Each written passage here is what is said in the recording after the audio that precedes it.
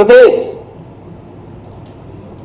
अपनी विरासत पर गौरव की अनुभूति करता है। पूरा देश आदरणीय प्रधानमंत्री जी की प्रेरणा से अपनी विरासत पर गौरव की अनुभूति करता है और हम लोगों का मानना है कि विरासत से युक्त विकास ही एक उज्जवल भविष्य की एक आधारशिला होती है। लेकिन अपने राजनीतिक स्वार्थों के लिए अगर कोई उन आक्रांताओं को महिमामंडन करता है जिन्होंने भारत की आत्मा पर प्रहार किया, जिन्होंने भारत की आस्था को रौंदने का कार्य किया है, मुझे लगता है कि आज का नया भारत, आज का नया उत्तर प्रदेश, ये नए भारत का नया उत्तर प्रदेश इसको स्वीकार करने को तैयार नहीं है, कतई तैयार नहीं है। आप देखें किस प्रकार से, यानी आक्रांताओं को महिमामंडन करना, देशद्रोही तत्वों के समर्थन में बयानबाजी करना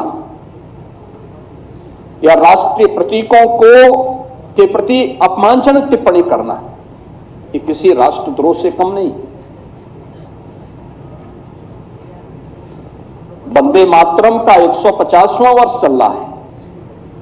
कुछ लोग हैं उनमें राष्ट्रगीत, जिसे भारत के संविधान सभा ने सर्वसम्मति से सम्मान देकर के राष्ट्रगीत के रूप में प्रस्तुत किया, और हम आभारी हैं प्रधानमंत्री मोदी जी के, जिन्होंने राष्ट्रगीत को अनिवार्य रूप से देश के अंदर लागू करने के लिए एक नोटिफिकेशन जारी करवाया कि राष्ट्रगीत भारत के आन मान शान का प्रतीक है।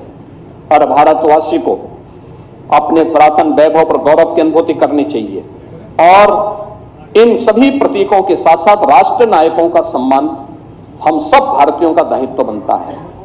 अगर हम आक्रांताओं का महिमामंडन कर रहे हैं और राष्ट्र के प्रतीकों का, भारत के तिरंगे का, भारत के राष्ट्रगान का, भारत के राष्ट्रगीत का, भारत के महापुरुषों का अपमान कर रहे हैं, तो एक प्रकार से हम संविधान की अवहेलना कर रहे हैं।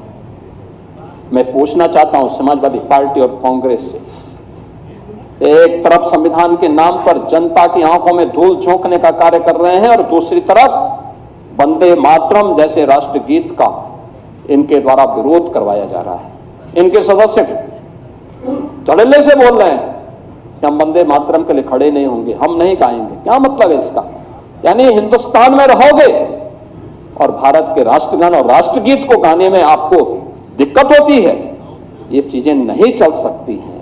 ये भारत के संविधान निर्माताओं का अपमान है, ये बाबा साहब भीमराव अंबेडकर का अपमान है, क्योंकि उसी संविधान सभा ने, याद रखना, 24 जनवरी 1950 को वंदे मातरम को भारत के राष्ट्रगीत के रूप में मान्यता दी थी। और हर भारतीय का दायित्व बनता है हम भारत के इन प्रतीकों को पूरी तरह सम्मान दें।